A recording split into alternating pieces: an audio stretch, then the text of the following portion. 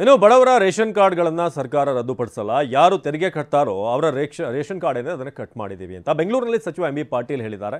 ಬನ್ನಿ ಏನು ಹೇಳ್ತಾರೆ ನೋಡೋಣ. ನೋಡಿ, BPL ಕಾರ್ಡ್ದಲ್ಲಿ ಭಾಳ ಸ್ಪಷ್ಟವಾಗಿ ಹೇಳ್ತೇವೆ, ಕರ್ನಾಟಕ ರಾಜ್ಯದಲ್ಲಿ ಅತಿ ಹೆಚ್ಚು BPL ಕಾರ್ಡ್ ಇದಾವೆ.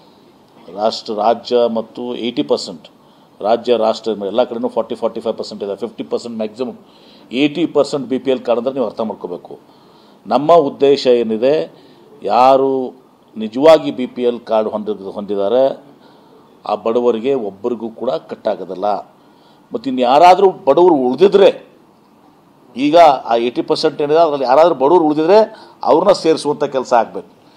ಇನ್ನು ನಿರ್ದಾಕ್ಷಿಣ್ಯವಾಗಿ ಇವತ್ತು ನಾನು ಇನ್ಕಮ್ ಟ್ಯಾಕ್ಸ್ ಕಟ್ತೀನಿ, ಮನೆ ಇದೆ, ಕಾರ್ ಇದೆ, ನನಗೆಲ್ಲ ಇದ್ದಾಗ ನಂದು ಏನಾದರೂ BPL ಕಾರ್ಡ್ ಇತ್ತಂದರೆ ಎಂ ಬಿ ಪಾಟೀಲ್ ತೆಗೆದುಕೊಳ್ಳಿ, ನನ್ನಂಥವ್ರು ಕ್ಯಾನ್ಸಲ್ ಆಗಬೇಕು.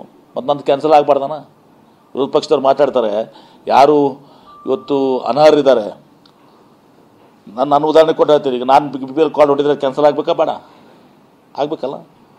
ಯಾರಿಗೆ ಪಾಪ ಮನೆ ಇಲ್ಲ, ಯಾರಿಗೂ ಉದ್ಯೋಗ ಇಲ್ಲ, ಬಡವರಿದ್ದಾರೆ, ಅಂಥವ್ರಿಗೆ ಯಾರಾದ್ರು ಉಳಿದಿರೋ ಅವ್ರು ಸೇರಿಸ್ಬೇಕಲ್ಲ ನೋಡ.